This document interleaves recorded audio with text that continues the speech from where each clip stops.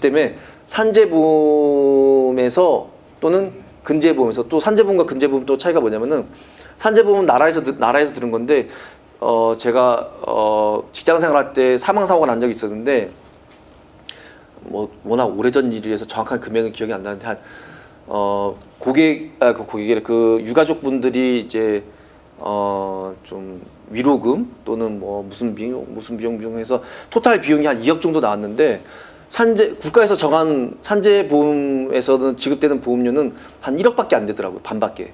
근데 다행히도 그때 저희가 산재보험을 들어놨었어요. 그거는 산재보험은 그 민간인 보험이에요.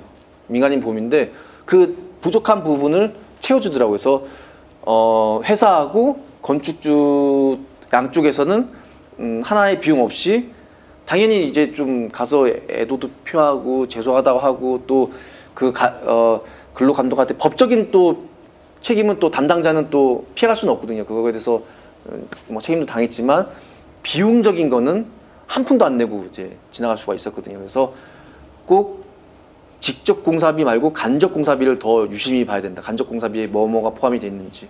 그리고 또 중요한 게 부가세예요. 부가가치세가 중요한데 이제 직접 공사비, 그러니까 대부분 분들이 제가 봤을 때는 리모델링 공사한 분들의 대부분이 직접 공사비만 가지고 계약을 하시는 것 같더라고요. 그럼 예를 들어서 근데 거기에 산재보험에다가 직접 공사비 8천, 간접 공사비 2천에서 1억이 됐으면은 실제 공사비는 1억 1천입니다. 1,000만 원이 더 붙어야 돼, 부가세가. 왜냐면은 부가세를 이제 세무서에다가 신고를 해야지만 산재보험도 신고를 하고 근제보험도 신고하고 하자증금 신고하고 다 이게 연결고리가 있는 거예요. 그러니까 그래서 부가가치세를 내야지만 이 부가가치세를 내는 회사 같은 경우는 사실 좀 제일 억울한 게 건축주분이죠. 그러니까 이거는 환급 받을 수도 없잖아요. 20%는 그냥 내는 거예요. 그냥 내는 거지만 부가가치세를 내고 공사를 하신다는 거는 튼실한 회사랑 계약을 했다는 뜻이고 튼실한 회사랑 계약을 했다는 거는 내가 AS를 계속 꾸준하게 받을 수 있다는 뜻인데 다시 원점으로 들어와서 직접 공사비만 아주 그 공사비만 노무비 재료비만 가지고 공사를 했을 경우에는 그 업체가 예를 들어서 한 2건만 그렇게 매출 누락으로 이렇게 해서 어디서 신고가 들어서 세금 폭탄이 맞아서 뭐 이렇게 회사가 없어졌다 그러면은 이 건축주분들은 하자 기간이라도 AS를 받을 수가 없어요. 그런 얘기는 할 수 있겠죠. 나 하자 보증은 끊었다.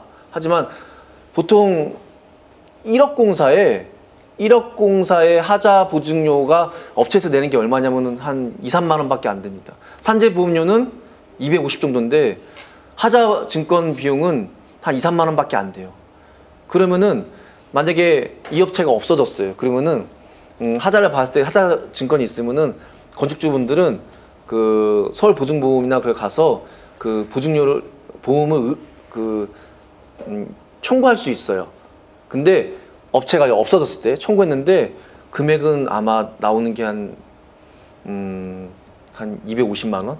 그러니까 그 250만 원 가지고 하자를 다 봐야 돼요. 근데 그것도 자기가 우리 집이 어떻게 하자라는지도 증명을 해야 돼요, 또. 그러니까 굉장히 이 하자 이 비용은 받기가 좀 쉽지가 않습니다. 쉽지가 않고, 그리고 꼭 업체가 없어져야 되고, 그러니까 기본적으로 업체가 있고 그 업체한테 전화를 했어요. 그래서 에이스를 해달라고 전화를 했어. 근데 그 업체가 소위 말하는 좀 양아치야. 그래서 전화도 안 받고 뭐 연락도 안 돼. 그러면은 하자증권 서울보증에다가 연락도 두절되고 이래서 이런데 하자 보험료 달라 얘기하면은 우선 그 업체가 있으니까 그 업체랑 협의를 봐라 라고 나온 게 첫 번째거든요. 그러니까 돈도 말 그대로 쥐꼬리만 한 게 나오는데 그 돈도 받기도 되게 다 100% 받기가 쉽지가 않다는 게, 그래서 하자증권을 너무 믿지 마세요. 그럴 바에는 다 성실하게 부가세도 신고하고 산재보험도 이행하고, 그래서 또 업체 경력도 좀 보고, 좀 오래된 회사고 앞으로 사무실도 가서 이 회사는 좀 튼실하구나, 그래서 그게 AS 받는 지름길이지 하자증권은 큰 의미는 없다. 굉장히 중요한 내용입니다.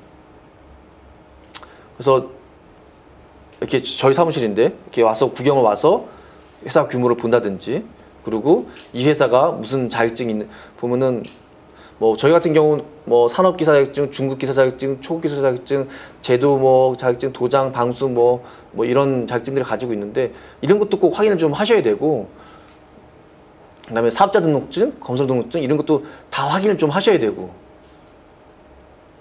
뭐 특허 같은 경우는 저희는 그거는 별 필요는 없고요. 그다음에 견적 시 포인트입니다. 아까 아침에 견적할 때 이제 제 얘기 혹시 지루한가요? 들을만한가요? 도움이 되나요? 아 진짜로? 그럼 계속 할게요. 계속 저 혼자 그냥 하고 싶은 얘기만 하는 것 같아가지고. 견적 시 아까 집에 직접 공사비하고 간접 공사비가 있다고 말씀드렸잖아요. 그러니까 그 두 개도 중요하지만 우선은 이 견적서가 어떻게 나왔는지에 대해서 알아야 되잖아요. 그냥 건축주분은 사실 비전문가이기 때문에 그냥 견적서 이렇게 딸랑 주고 견적서 다 수치로 돼 있을 거란 말이죠. 뭐 얼마 이렇게 됐을 텐데 우리 집에서 토탈 얼마 보고 우리 집이 뭐 1억이구나. 알겠습니다. 1억 내가 준비돼 있으니까 계약할게요 라고 하면은 안 되는 거예요. 우선은 우리 집이 어떻게 바뀔지를 알아야 되고, 방 위치가 어떻게 바뀌었고, 뭐가 어디에 있고, 계단이 어떻게 있고, 실내 면적이 몇 평이고, 거실이 몇 평이고, 뭐 이런 것들에 대해서 내용을 다 알아야 되고, 또는 좀 입체적으로 평면 같은 경우로 봐서는 사실 감이 안 왔을 때 조금 더 입체적으로 좀 마감재까지 넣었을 때 어떤 느낌인지도 알아야 되는 거고. 왜냐면 이런 게 되게 중요한 게 뭐냐면은 궁금증 해소, 이게 문제가 아니라 본인이 생각하고 있는 집하고 견적 금액하고 시공 완료됐을 때 집하고 다 같아야 되잖아요. 그러니까 나는 1억이라고 생각해서 이런 집이 될 거야 라고 상상을 하고 공사를 완료했는데 완전히 엉뚱한 집이 막 돼 있어 막. 그때 가서 뭐라고 말할 수도 없는 거 아니에요. 그래서 나는 이렇게 나는 마감재도 이렇고 방이 계단이 이렇게 생길 거라고 생각했는데 왜 이렇죠? 왜 계단이 여기 부엌까지, 여기 예를 들어서 계단이 왜, 이 화면 보시면 계단이 왜 부엌까지 밀고 내려왔죠? 이상하다. 난 계단이 더 넓어서 이 계단자리에다가 김치냉장고를 넣으려고 했는데 분쟁이 일어난단 말이죠. 그러기 전에는 이런 도면을 다 머릿속에 넣고 서로 간에 이렇게 해서 금액이 얼마 나왔습니다라고 해야지만, 예를 들어서 김치냉장고에 넣어야 될 자리에 있으면은 예를 들어서 이 도면을 보고 봐라, 도면하고 다르지 않느냐 집이 라고 항의를 할 수 있는 근거들이 있잖아요. 근데 견적서만 딸랑딸랑 가지고 계약을 하면은 그걸 어떻게 표현할 거냐고요. 계단이 얼마나 큰지, 방이 어떻게 생겼는지 알 수가 없단 말이죠. 그러니까 꼭 도면이 디테일해야 된다. 마감재까지도, 심지어 높이까지도, 계단의 높이까지도. 그래야지만 갔더니 우리 집 2층 집인데 모든 계단이 이루고 들어가야 돼. 모든 계단이 갈 때마다. 근데 나는 그런 걸 상상을 한 적이 없었거든요.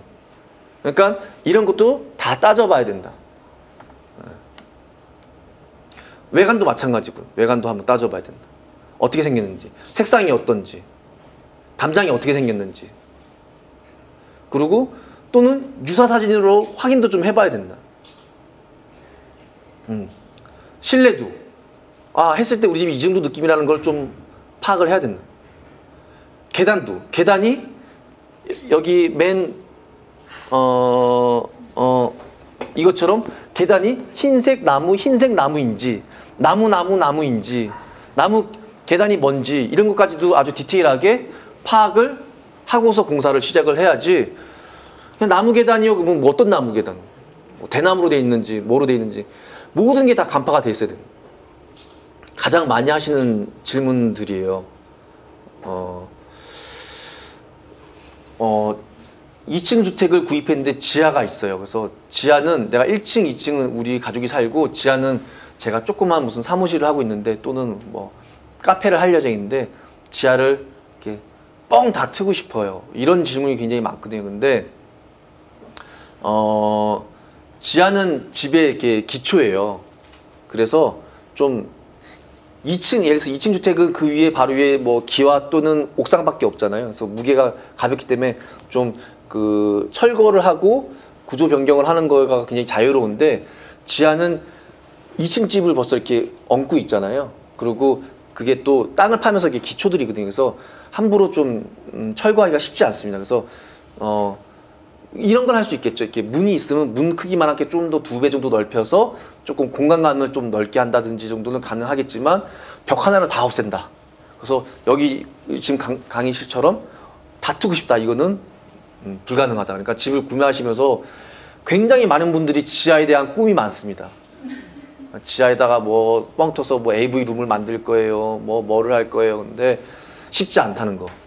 그래서 그거 하셔야 되고, 그리고 2층 주택인데 좁아서 3층으로 중축하고 싶어요는 반드시 건축사 사무, 그러니까 집을 구매하기 전에 처음부터 이 집이 좀 좁아 중축하고 싶어 그러면은 집은 저는 그런 것 같아요. 집을 아직 뭐 안 하신 분들 많으시면은 집은 부동산 분들 중개하신 분들보다는 건축사 사무실 뭐 필요하시면은 꼭 뭐 좀 아직 계약도 안 했는데 좀 상담하기가 좀 껄끄러워요 그러면은 제가 소개시켜 드릴게요.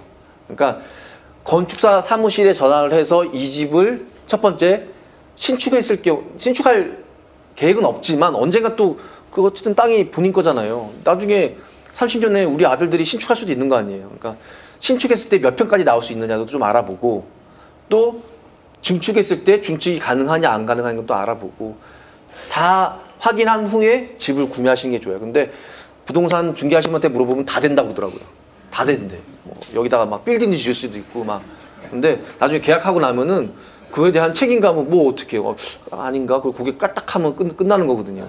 그러니까 반드시 건축사 사무실에, 그러니까 시공회사도 아니고 건축사 사무실에 그거를 물어보세요.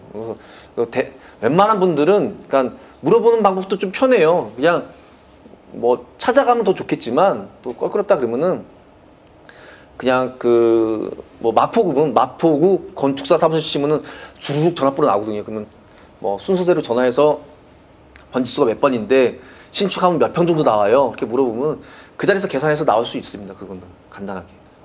그리고 또는 중축이 가능해요 물어보면은 또 성의 있는 분이라면은 그 자리에서 본인이 이렇게 용적률 계산해보고 뭐 어쩌고 해서 뭐 될 것 같아요, 안 될 것 같아요 이렇게 대답을 해주니까 그 대답을 듣고 꼭 주택을 구매하세요. 그렇게 하고 이런 것도 있어요. 그러니까 2층 주택인데 1층은 아직 그 임대 기간이 남아 있어서 전 2층에만 살 건데 저 사람들 살고 있을 때 공사해도 돼요라고 하는데 저는 추천하지 않습니다. 우선은 공사가 기본적으로 생각을 해보세요. 그러니까 수도 배관이 도로 따라서 와서 우리 집 마당을 걸쳐서 1층을 통해서 2층으로 올라간단 말이죠. 근데 2층만 공사하면은 수도 배관은 다 그대로 있는 거예요.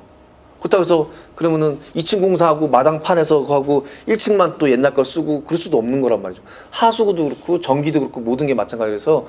그리고 만약에 그러면은 뭐 상황이 어쩔 수 없어요. 그러면은 뭐 할 수도 있어요. 그럼 대신 2층 공사, 1층 공사 이게 시간차를 두고 공사하면은 예를 들어서 1, 2층을 한꺼번에 1억이면 할 수 있는 거를 중복되는 공사가 있기 때문에 한 1억 2천이나 1억 1천 공사 금액이 더 들 수 있어요. 네.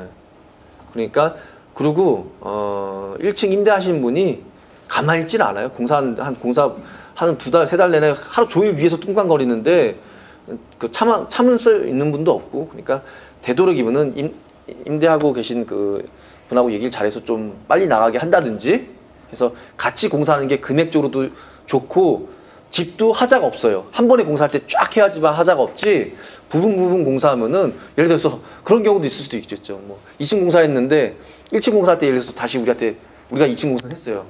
그때 연락을 했는데 저희가 바빠서 공사 못 할 수도 있잖아요. 그때 A 업체가 2층은 하고 1층은 B 업체가 하면은 이거는 또 하자가 굉장히 많이 날 수 있는 확률이 높은 거거든요. 그러니까 반드시 되도록이면 할 때 같이 하는 게 좋다. 그리고 또 이런 경우도 또 있어요.